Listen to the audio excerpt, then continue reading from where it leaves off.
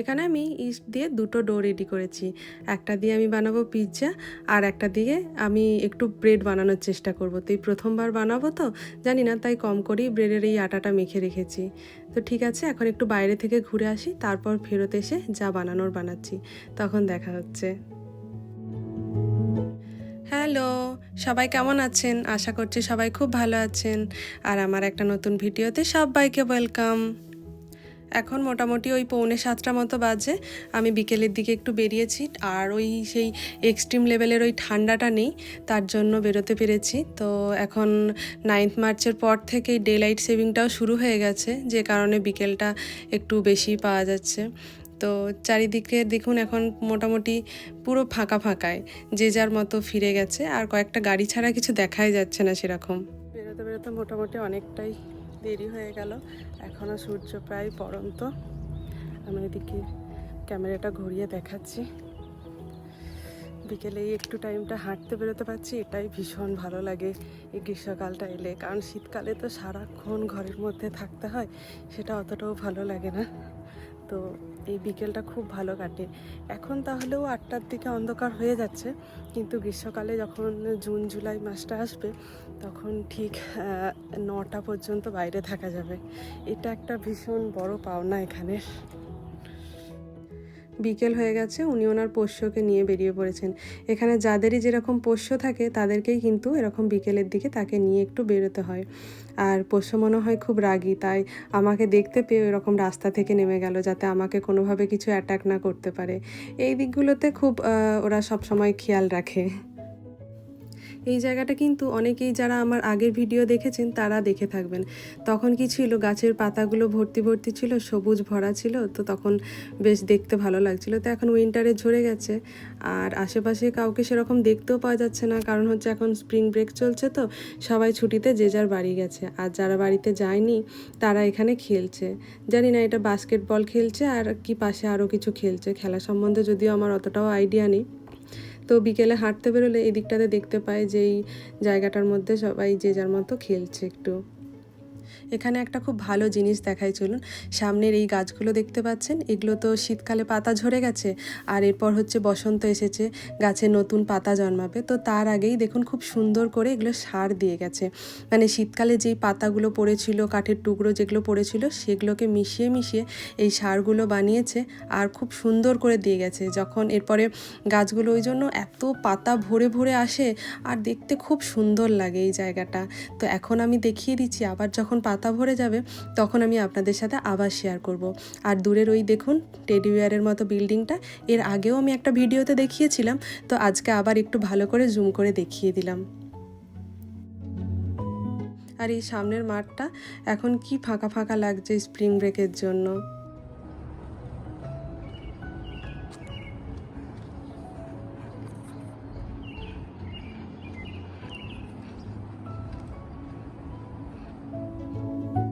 আর এই জায়গাটা যখন বরফ পড়েছিল তখন আমি আপনাদেরকে দেখিয়েছিলাম, আর এখানে আমি শাড়ি পরে এসে কয়েকটা ফটোও তুলেছিলাম।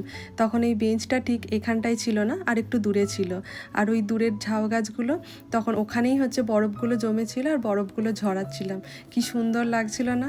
আর এখন দেখুন পুরো গাছের পাতা ঝরে বরফ গলে যেয়ে একদম অন্য রকম হয়ে গেছে এটা। এই জায়গাটা দেখুন একদম নিরিবিলি, চুপচাপ, শুধু পাখির ডাক শোনা যাচ্ছে, আর যে যার নিজের মতো এসে আপন মনে সময় কাটাচ্ছে। দুটো গাছ আছে, ঠিক ছাতার মতো দেখতে লাগছে। আমি অতটাও বোঝাতে পারছি না কি বুঝতে পারছি না। তো এই একদম কচি কচি পাতা আসতে শুরু করেছে, তো এরপর এরা নাকি খুব সুন্দর সবুজে সেজে উঠবে। একটা গাছ আছে, কি সুন্দর লাগছে।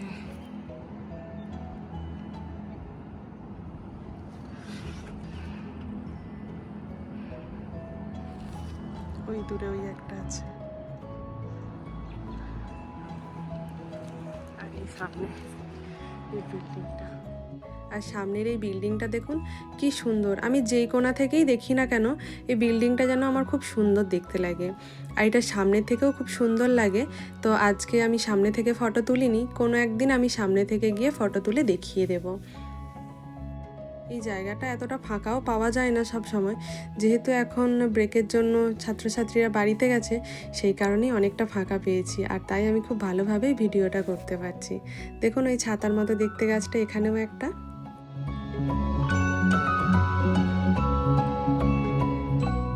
একটা মাঠের পরে এই সামনে আর একটা মাঠ এসেছে, এটা এখানে ওভাল নামে পরিচিত। এটা কিছুদিন পরে পুরো সবুজ হয়ে যাবে, তখন আমি আপনাদেরকে আবার ভিডিও করে দেখাবো। তো এখন দেখাচ্ছি, দেখুন কি সুন্দর দেখতে লাগছে। মানে এই ওভাল জায়গাটা সব সময়ই সুন্দর লাগে, এখানে বরফ পড়লেও সুন্দর লাগে, গাছের পাতা থাকলেও ভালো লাগে, না থাকলেও ভালো লাগে। আর এই হলুদ গাছটা দেখুন সামনে, দেখতে পেয়ে বেশ সুন্দর লাগলো। যখন বাড়ি থেকে বেরোলাম তখন তাও বেশ অনেকটাই রোদ ছিল, এখন আস্তে আস্তে দেখছি রোদটা প্রায় চলে যাচ্ছে। তো আমি যখন আবার ওর ল্যাব থেকে বেরোবো তখন দেখবো ঝুপ করে অন্ধকারটা পড়ে গেছে। এখানে হচ্ছে এটাই একটা ব্যাপার, যতক্ষণ রোদ থাকে তো বিকেল টাইমটা যেটা, সেটা বেশিক্ষণ অতটাও পাই না। আর এই সামনে যে গাছটা আসছে দেখুন, এই গাছটা দেখার জন্য আমি ভীষণভাবে উৎসাহিত। আমি জুম করে এই কুড়িটা দেখাচ্ছি, এই গাছটা নাকি সপ্তাহ দুয়েক পরেই পুরো ফুলে ভরে উঠবে। তো সেটা দেখার জন্য আমি ভীষণভাবে এক্সাইটেড। এখানে যারা পুরনো তাদের মুখে শুনেছি যে এই গাছটা নাকি পুরো সাদায় ভরে যায়। তো এই ক্যাম্পাসের মধ্যে এই গাছটা একটাই নয়, আরও অনেকগুলোই আছে। তো সব জায়গায় একটু ছড়িয়ে ছিটিয়ে আছে তো, আর এই জায়গায় এখানে একটাই আছে, আর সামনে এগিয়ে চলুন আরও একটা দেখা যাবে। এই যে এই গাছটা আছে, অনেক ফুল প্রায় এসেই গেছে, কুড়ি থেকে ফুটতে শুরু করেছে। আর এই গাছটা অনেকটা ছোট, তো সেই কারণে আমি বেশ সামনে থেকেই এটাকে দেখাতে পারছি। দেখুন কি সুন্দর, যখন সাদা হয়ে যাবে তখন আরও কি সুন্দর লাগবে। আর যেখানে ওই সারগুলো দিয়েছিল, এই জায়গাটা দেখুন গোল করে সাজানো, কয়েকটা বেঞ্চ দিয়ে খুব সুন্দর দেখতে লাগছে। আর এখানে যখন পাতা দিয়ে ভরে সবুজ হয়ে উঠবে তখন এই জায়গাটা খুব সুন্দর লাগে। আর ওই দিকের বিল্ডিংগুলোতে একদম পড়ন্ত রোদটা পড়েছে, তো এই জায়গা থেকে পুরো একদম সোনার মতো চকচক করছে। আমি প্রায় ওর ল্যাবের কাছাকাছি চলে আসছি, আর ওই সামনের ওই বিল্ডিংগুলো দেখা যাচ্ছে, ওই সামনেরটা ওখানেই হচ্ছে ওর ল্যাবটা। তো আমি যাই ভেতরে, গিয়ে তারপর আবার ফেরত আসার সময় আবার দেখা হচ্ছে।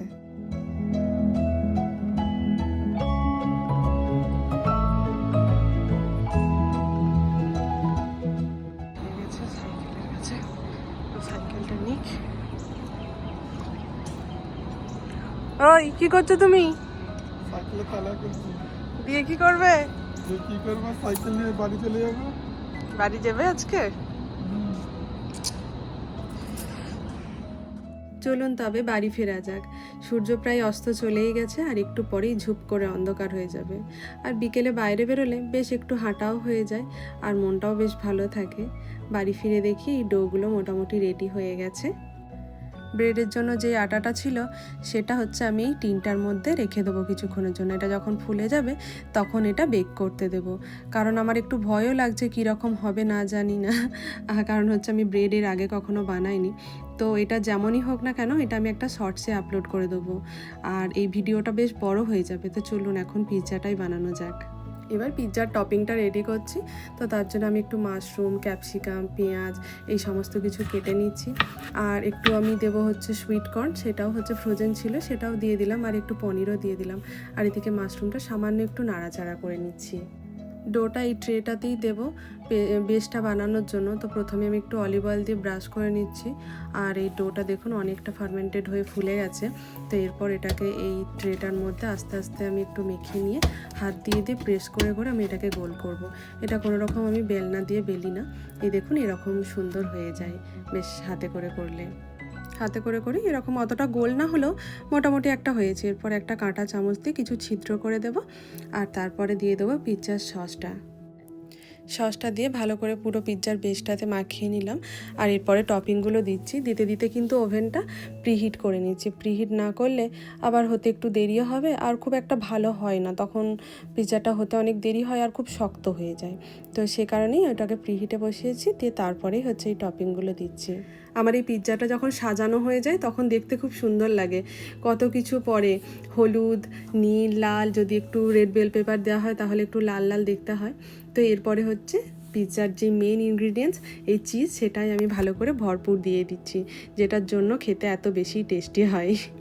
মোটামুটি রেডি। এরপর কিছু হার্বস দিয়ে দিলাম আর উপর থেকে সামান্য একটু মেয়োনিজ দিয়ে দিলাম যাতে আরও টেস্টি হয়ে যায়। আর এরপরে পালা হচ্ছে এটাকে ওভেনের মধ্যে দিয়ে দেওয়ার।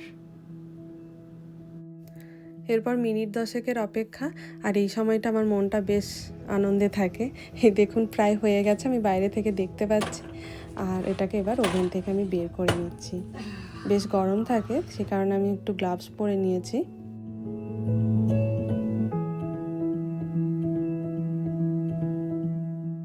আমার মুখ দেখেই বুঝতে পারছেন আমি কতটা আনন্দিত। আর এটা প্রচণ্ড গরম। এবার এটাকে আমি কেটে নেবো খাওয়ার জন্য। তো আমার ভিডিওটা আজকে এখানেই শেষ করছি। আবার দেখা হচ্ছে পরের দিন অন্য একটা ভিডিও নিয়ে। ততক্ষণ অবধি সবাই কিন্তু খুব ভালো থাকবেন, সুস্থ থাকবেন। আর আজকের মতো আসি। তো যাওয়ার আগে আমি দেখিয়ে দিচ্ছি যে ব্রেডটা আমি বানিয়েছিলাম, তো সেই ব্রেডটা এখানে হচ্ছে বেক করতে। তো এটা আমি শর্টসে আপলোড করে নেব, ওটা দেখতে পেয়ে যাবেন। আজকের মতো আসি।